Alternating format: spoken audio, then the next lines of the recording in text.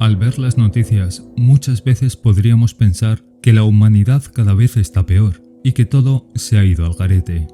Pero la verdad es que en la actualidad, por muy difícil de creer que parezca, a pesar de las guerras, la discriminación y las crisis que se viven en todo el mundo, puede que seamos menos atroces. O al menos esa es la conclusión a la que podríamos llegar después de hacer un breve repaso por la historia de uno de los hombres más terroríficos de la historia. Genghis Khan, el más temible de los emperadores mongoles. Pero, ¿qué hizo este emperador para ser visto de esta manera? Pues este hombre se empeñó en conquistar todos los grandes imperios asiáticos. El Gran Khan y su ejército fueron los protagonistas de las pesadillas de hindúes, siberianos y chinos durante décadas. En poco más de 20 años, los mongoles conquistaron buena parte del norte de China, entonces ocupado por el reino de Xia y el imperio Jurchen.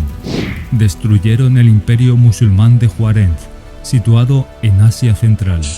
Los sucesores del conquistador mongol continuaron las conquistas, y en unos años sus ejércitos amenazaron países tan distantes entre sí como Hungría, Egipto y Japón. Sus métodos eran poco ortodoxos, pero desde luego fueron prácticos. A continuación te contamos las cosas indecibles que Genghis Khan hizo a sus enemigos. Acompáñanos. Este vídeo contiene imágenes y referencias a hechos históricos que pueden afectar la sensibilidad de algunas personas. Recomendamos precaución a los espectadores. Nosotros, los creadores de este vídeo, no apoyamos ni estamos alineados con las acciones de los personajes presentados.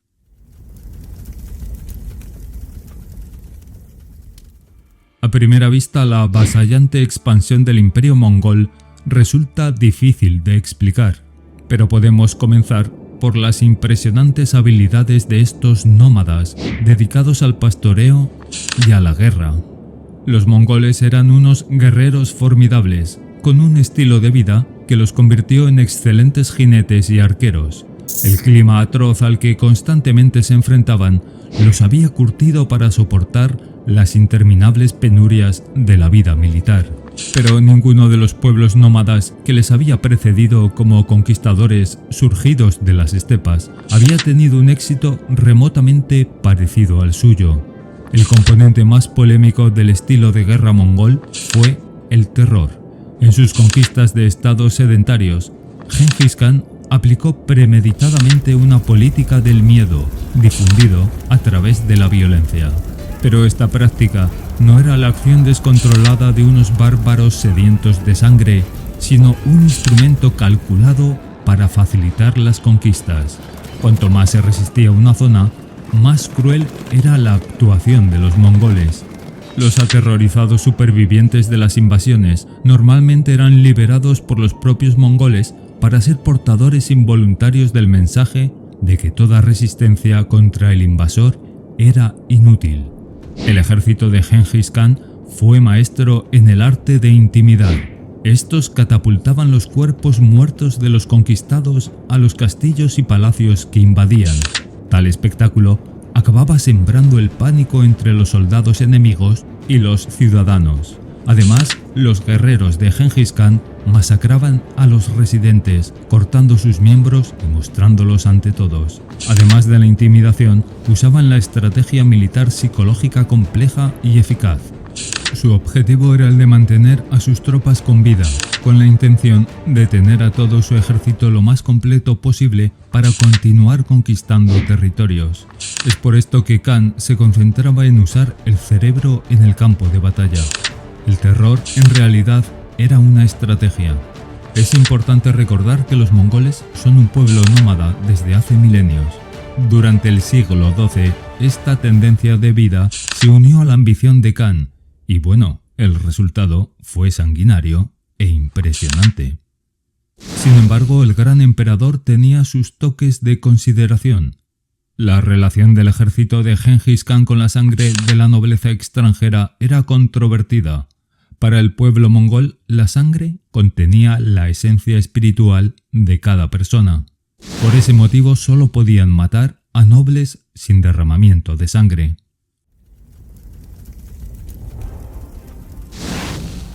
Hay muchas historias sobre la brutalidad legendaria de Gengis Khan y sus hazañas asesinas. Gengis Khan fue escalando posiciones en el ejército mongol hasta ganar el liderazgo indiscutido gracias a su valor en combate y a su brutalidad. Khan tuvo muy claro desde el principio de su gesta que una de las mejores estrategias para lograr sus objetivos era atemorizar a los pueblos. La leyenda surge ya desde su nacimiento, en 1162.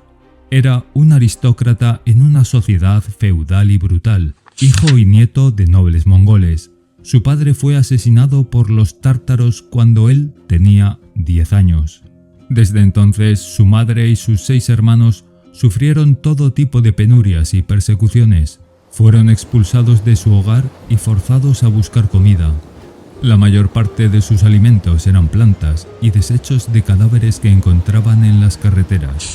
Cuando tenía 14 años, cuando aún se llamaba Temujin, encontró un pez y lo trajo a su familia, pero su hermanastro Beter se lo arrebató de sus manos y se negó a compartir un bocado con nadie más. Furioso, Temujin acechó a su hermano hasta que estuvo solo, entonces lo asesinó con un arco y una flecha.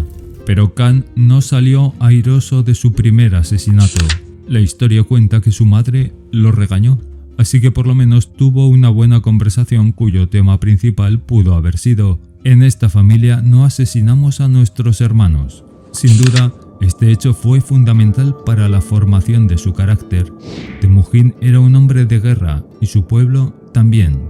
De hecho, pronto comprendió que la única forma de mantener unidos a todos los clanes era seguir luchando. Fueron su fortaleza y su personalidad las que lograron reunir en torno a él a jóvenes y renegados de otros clanes hasta afianzar un cierto poder militar.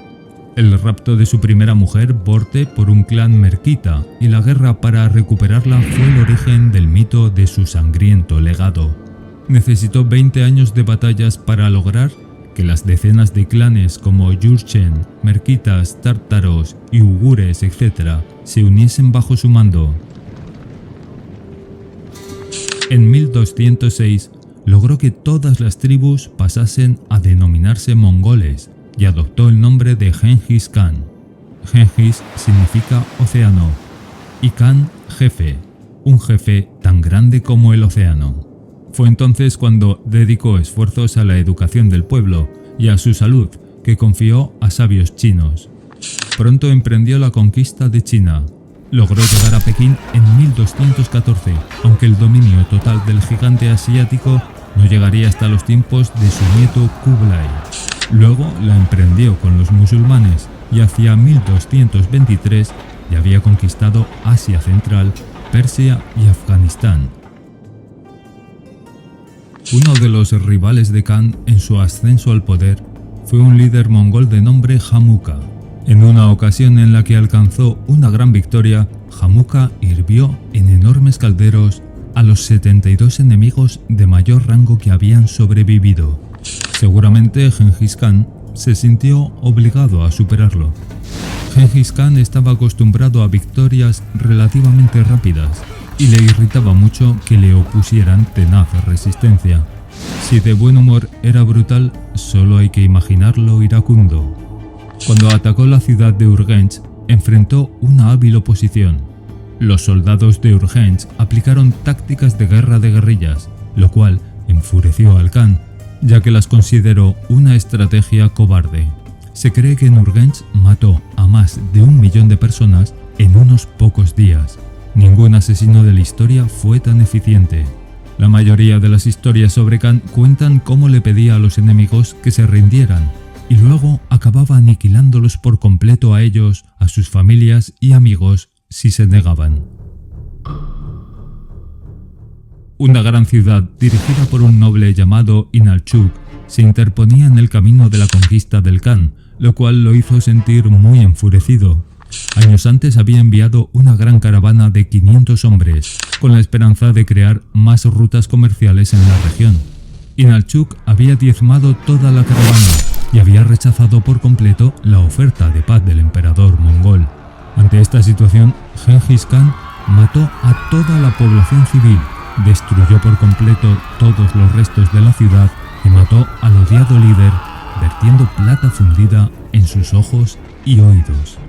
Este es quizás uno de los ejemplos más antiguos de alguien que ha sido brutalmente castigado por dispararle al mensajero, algo que el mongol claramente no toleraría.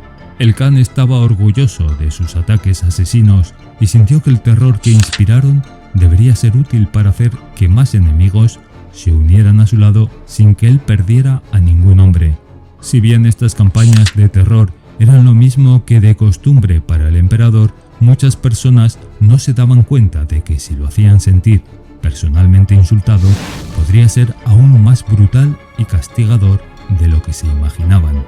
Genghis Khan fue selectivo cuando se trataba de a quién usaría como escudos humanos para el combate. A veces ejecutaba a soldados enemigos que se habían rendido esperando un buen trato, y otras veces, si eran verdaderamente hábiles y tenían la actitud correcta, podría permitirles unirse a su ejército. Sin embargo, cuando estaba de humor, hacía que sus hombres tomaran un gran número de soldados enemigos para obligarlos a luchar en el frente.